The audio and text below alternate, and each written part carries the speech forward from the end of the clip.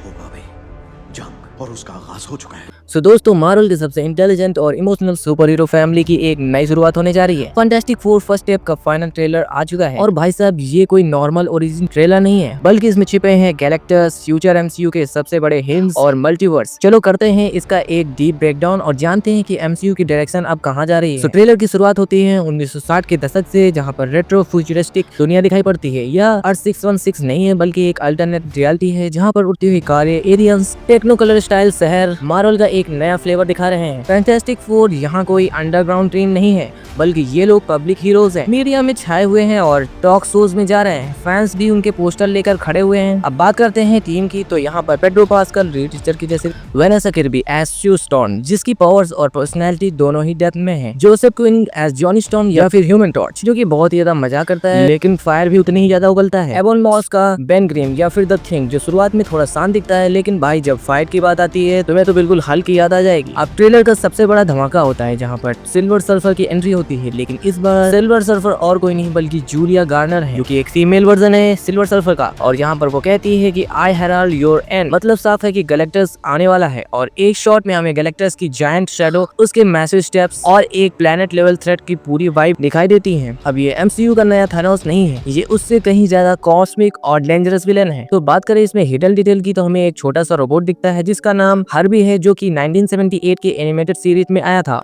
और यहाँ पर हमें दिखाया जाता है कि सुजन स्टॉर्म प्रेग्नेंट भी है, मतलब कि फ्रैंकलिन रिचर्ड्स आने वाला है, जो कि आगे हमें ट्रेलर में दिखाया भी गया था, जो फ्यूचर में मल्टीवर्सल लेवल म्यूटेंट बन सकता है, एमसीयू का नेक्स्ट गेम चेंजर हो सकता है। एक सीन में हमें कॉस्मिक स्ट्रक्चर और रियलिटीज को टूटते हुए दिखते हैं और ये हिंट कर देता है कि मिस्टर फैंटास्टिक मल्टीवर्स में ट्रैवल कर रहे हैं, शायद ये काउंसिल ऑफ रेड से मिलने की तैयारी कर रहे हैं। तो ये ट्रेलर सिर्फ ओरिजिन नहीं है, बल्कि एक फैमिली ट्रेजेडी और कॉस्मिक वॉर की शुरुआत है। विजुअल स्टनिंग है और टोन इमोशनल है और पावरफुल है, और सबसे बड़ी बात मार्वल अब फिर से एपिक वर्ल्ड बिल्डिंग की तरफ बढ़ रहा है। और ये मूवी 25 जुलाई को थिएटर्स में आ रही है और भाई ये एमसीयू का नया डायरेक्शन देने वाला हो सकता है। इस ट्रेलर में हम रीड रिचर्ड्स और गैलेक्टस के बीच फाइट होते देख रहे हैं, जहां पर गैलेक्टस की उंगली इतनी ज्यादा बड़ी है कि वहां तक रीड रिचर्ड पहुंच ही नहीं पा रहा है। और द थिंग यहाँ पर पता नहीं बिल्डिंग्स के पिलर्स को क्यों डिस्ट्रॉय कर रहा है। और यहाँ पर दिखाया जा रहा है कि अब वो लोग शायद मल्टीवर्सल थ्रेट से निपटने के लिए तैयार हैं और वो गैलेक्टस से लड़ने के लिए तो जा रहे हैं, लेकिन शायद वो रास्ते में उसको रोक नहीं पाएंगे, इसलिए वो फिर से जाके टाइम ट्रेवल करेंगे या फिर दूसरे मल्टीवर्सल ट्रेवल करेंगे। और इसी तरह से वो बनेगा हमारा थंडरबोल्ट्स का पोस्ट क्रेडिट सीन और अवेंजर्स डूमसडे की स्टार्टिंग, जहाँ पर मूवी के एंड में हमें शायद डॉक्टर डूम की हिंट देखने को मिल सकता है, जो कि उनके प्लेनेट पर तबाह हुए स्ट्रक्चर्स के बीच किसी चीज को ढूंढते हुए या फिर गैलेक्टस की पावर्स को छीनते हुए नजर आएगा। और शायद कहीं ना कहीं ये सभी चीजें पीछे से कोई जरूर देख रहा होगा, जो उस आने वाले खतरे यानी कि डॉक्टर डूम से निपटने के लिए हमारे मल्टीवर्स को तैयार कर रहा होगा।